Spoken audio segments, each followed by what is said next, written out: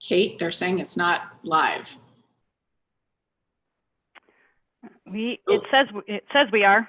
Okay, good. Oop, I think she's got it now. Okay, so let's get started.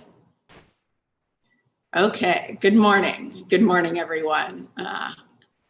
Good morning from Boynton Hall. I am here on our beautiful campus to share our plans for fall with you, with our faculty and staff, sharing it with you first.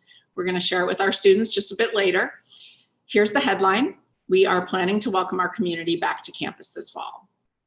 This decision, of course, is in accordance with all the planning you've already been hearing about over the past weeks and months. And today we're also launching a new reopening website. There's a lot of information there. It's all in our plan and it's all on our website. But here's the most important answer to the most complex question. How will we do this? The answer is we'll do it together. For the past 3 months, we have developed our strategy and plans and made all our decisions based on what I've been calling, you've heard me call, our North Star, our guiding principles, which are about supporting the health, safety, and well-being of our community, advancing the education and career goals of our students, and making sure that all of you, our faculty and staff, can continue to innovate, do your research, and do your work that is contributing to the world in ways that it needs now more than ever. And doing all of that while doing everything we can to keep our WPI family together. Our plan for fall is one that's been in the works essentially since COVID forced our campus to ramp down in-person operations in March. Our coronavirus emergency response team, the famous CERT that we all know and love, has met formally 38 times during this planning process and has engaged dozens of experts both on the campus and beyond. This plan reflects our best thinking about how to bring faculty, staff, and ultimately students back to the campus with our North Star as our guide. It has benefited greatly from interactions we've had with literally thousands of members of our community, with all of you multiple times through things like town halls and surveys and working groups and focus groups and sub-teams. Our reopening plan has been unanimously recommended to me by the CERT, and it was endorsed through a resolution of support from the Board of Trustees on Monday.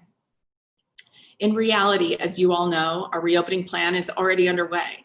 We began the slow, deliberate, and careful process of bringing researchers, both faculty and graduate students, back to campus in late May. Now we have more than 60 labs that have been reopened. We'll phase more researchers and additional staff back to campus over the next month or so, and welcome more of you and finally our students back as we go through August. So let's talk more about the fall reopening plan. I'll share some more details on our safety protocols, on our faculty and staff, on academics, and on the residential and student experience. But let's start with our integrated approach to campus safety, extremely important in our plan. These safety protocols, they're the key, they're the ticket to reopening. It's the only way we can. And by now we all know the drill, things we can all do to stop the spread of COVID-19. Stay home if you're sick or have been exposed to the virus. Self-monitor for symptoms, wear face coverings, keep your distance, don't have large gatherings where people can't stay socially distant, practice good hygiene and do extra cleaning. All of these will be in place at WPI, and we've spent a lot of time thinking through each aspect of campus life and coming up with protocols and plans to accommodate this new normal. All members of our community will be required to follow these safety protocols, and we'll all complete an online training outlining our safety protocols and requirements. After the training, we will all declare our agreement to follow the requirements in order to come back to campus. Testing is another really important part of our safety strategy. Starting later in the summer, all members of our community, including students, will be required to be tested for COVID-19 before they can return to campus or move into their residence halls. And people who are on campus regularly will be tested at regular intervals thereafter, which could be as often as twice per week. We're in the process of contracting with the world-renowned Broad Institute, which is a joint venture of Harvard and MIT, to support our COVID testing of students, faculty, and staff. And frankly, we're so fortunate to be in Massachusetts, where we have the sort of medical infrastructure to support a testing program like this. We'll also facilitate testing for any students, faculty, and staff who are symptomatic or the close contacts of someone who is. And in addition to testing, every member of the campus community will conduct a daily self-assessment of COVID-like symptoms via an app before coming to campus or going to class. Even with our work to minimize the spread, it's almost certain that at some point we will have positive cases in our campus community. I wish I could tell you we won't, but I don't think that's realistic, but we're prepared for that as well. Anyone in our community who tests positive will need to be isolated. For faculty and staff and some students, that will be at home. For residential students, it can be in one of WPI's more than 100 set-aside isolation beds where they'll be cared for by an expanded health staff and have food delivered and other needs taken care of. And while practicing our safety protocols like face coverings and distancing will reduce the numbers of close contacts we all have, any member of our community who is a close contact with someone who's tested positive will be expected to quarantine either at home or in their residence hall, again, under the guidance of our health professionals.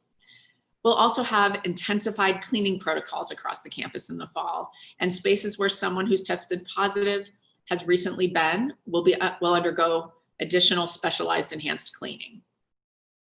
We're making extra investments in our medical support for the coming year, including increasing the size of our healthcare staff to support our safety protocols. And in addition, we've established a medical advisory board to provide expertise and provide insight on the latest scientific and medical evidence and advise us as we deal with the challenges associated with COVID-19. And just briefly to share who is on our medical advisory board, Dr. Michael Collins, the Chancellor of UMass Medical School, Dr. Sandro Galea, the Dean of the Boston University School of Public Health, our own Marnie Hall, class of '97 and WPI trustee, also a PhD epidemiology researcher, formerly of the FDA, now in the private sector. Dr. Jean King, our Dean of Arts and Sciences, a neuroscientist and medical researcher. And finally, Dr. Rochelle Walensky, who is the Chief of Infectious Diseases at Mass General Hospital and a professor of medicine at Harvard Medical School. So I hope you'll agree that we've taken safety very seriously and that our approach is comprehensive. We'll all have roles to play in ensuring we abide by our commitments and minimize the spread of the virus. We'll be putting both carrots and sticks in place around compliance with our safety protocols. Lots of education and engagement, but also real consequence for violating our community compact. Turning to our faculty and staff, I know that you are incredibly dedicated. You are here to serve our students and our community. You are committed to us and we are committed to you. We will continue to work with you to ensure that you understand all the things we're doing to increase safety on the campus. And our plans include the ability to continue working from home for those who can do their work effectively while remote, flexibility for those with childcare challenges, which are so real, and accommodation for those with high risk factors. And more information on all this will be on our reopening website, which, by the way, will launch about 10:15 this morning. By the way, we've been in a hiring freeze since the spring. We will be starting to do a little bit of hiring, not a lot, but a little bit. We yesterday have approved some initial hires. Please don't flood us with requests. We are working through the requests that we already have to fill critical vacancies in the staff. And I hope later in the summer to be able to get to some faculty hiring as well. Let's talk a bit about academics. We've already announced some tweaks to the academic calendar. Those are still the same as we recently announced. Classes will start on August 31st. We will have classes on Labor Day. We'll have a very short fall break with classes ending on Friday, December 11th. I just want to note here that the extra holiday this week, tomorrow, is not the replacement holiday for Labor Day. We will add an additional holiday in December. The holiday tomorrow is just a bonus day off because I know you've all been working so incredibly hard. Our academics will be guided by what we're calling WPI Tech Flex. And it's just what it says. It's flexible with most classes offered with both in-person and remote components and options. Classrooms will be de-densified and reorganized to allow safer, socially distanced learning. And all classrooms have been outfitted with technology to assist with remote learning. Our faculty have been amazing, ramping up on the highest quality teaching practices for blended learning to enable all the flexibility that our Tech Flex approach offers. And special thanks to them for really embracing this. I know it's extra work, a lot of extra work actually, so thank you to them. Our priority for in-person academics, our priority for in-person academics will be given to labs, projects, and discussion sections, and students will have choices about how they take their classes. We're working to make any needed adjustments to course schedules now with the goal of minimizing disruptions to course schedules, but there could be some changes. As always, we'll work with students and faculty individually to manage any needed adjustments. We do expect the majority of graduate courses to be offered fully remotely for fall semester, with some students coming to campus for labs, discussion sections, and certainly for research. More information on all of this on TechFlex and our approach to academics will be forthcoming in the coming weeks, and we'll be asking students to let us know within a few weeks what their intentions are for attending classes in person where possible or doing so remotely.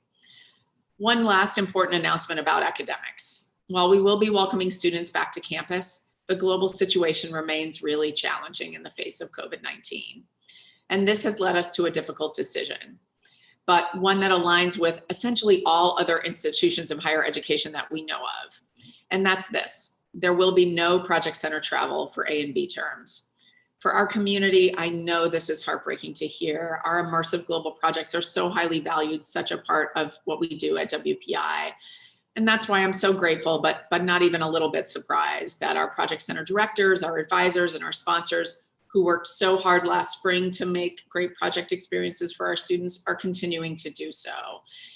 And our collective goal, theirs and mine, is to make it possible for the majority of projects to continue with team members working with their project sponsors, so still working globally, but doing so collaboratively from our campus or from their respective homes. Pivoting now to talk a little bit about residential and student life. We're so proud of our student experience and our residential experience, and our professionals in this arena have been getting really creative about ensuring both a protected and a positive student experience. We've de-densified housing significantly, especially for first-year students. The vast majority of housing on campus will consist of singles and doubles, with additional RA staff, that's resident advisor staff, to support our students. Both first year and returning students will have specific move-in dates and times starting about a week before classes begin, and we will not be able to support early arrivals. For dining, we'll also be de-densified. We're planning a reservation system, and we'll de-densify in-person seating, just like at your local restaurants, and we'll have online ordering and takeout options. We're also making adjustments to events, clubs, and athletics. And I know our community really wants details, especially about things like athletics, but we don't yet have all the answers. For varsity athletics, for example, we're working with our league, the NUMAC, and with the NCAA on guidelines for practice and competition that could enable a modified fall athletics experience. That work is continuing, but I can't give you any guarantees today. As we know more in the coming weeks, we will share more information with you. So as I come to a close here, I have a few requests for you to think about. First, I know you have questions, and we've created this extensive website that I've mentioned a couple of times with the answers that we have as of today. And we don't have all the answers quite yet, but we have a lot as of today, and we'll be updating that regularly. So please have that be your first stop when you have a question, and check back frequently. The link to the site will be coming out in the community message that we'll share in about half an hour's time at about 10:15 this morning. Please check that website to get your questions answered. And of course, for our faculty, we have a Q&A scheduled this morning at 11. And for staff, we have a Q&A scheduled at 1 today. So I invite you to join me for those, and colleagues, and we'll be able to have more of a discussion at that time as well. If you do need to send us a question, you can use wearewpi@wpi.edu. But listen, I have ordered the team, and by the way, I order all of you to take the long weekend off starting tomorrow. So we will answer questions starting next week when we're back. And of course, at the Q&A sessions this afternoon, we'll engage with you on that. But please be patient with us. This team needs and very much deserves both our support, but also some rest. Finally, I'll return to where I began. Bringing our WPI family together this fall means we all need to do our part. It's the only way. So we're asking for your pledge to work together, to stay together. Every member of the community will need to take what we're calling the Tech Together Pledge. It will be highly visible across the campus. It's a promise, a commitment that signals to our students, our colleagues, and our families that we're all taking seriously the need to work together to stay together. And now this really is the last thing, one last thing. As you can tell, bringing a community together in the midst of a pandemic requires very careful planning and orchestration. We have worked diligently to leave no stone unturned, and huge kudos to the CERT team and everyone supporting them for doing that. So we will be as ready as we can possibly be come fall. But we're still working some details, and we'll be doing that throughout the summer and into the fall. So while we will work to be ready to welcome our community back, we must also be honest and really recognize that things could change between now and late August. So we'll also be ready to adjust based on factors both within our control and beyond our control. Things like shifting state or city guidelines, trending public health measures, and to be honest, outside of New England, those are a concern at the moment. So we have to keep our eye on those. We need to make sure we have all of our testing protocols and plans and early results in place.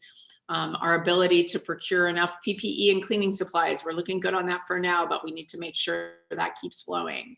And critically important, whether we as a community are able to work together to keep the campus open while working to mitigate the spread of COVID-19. We need that community commitment. So we will reaffirm our decision at the beginning of August and again in mid-August, and be in communication with you all along the way.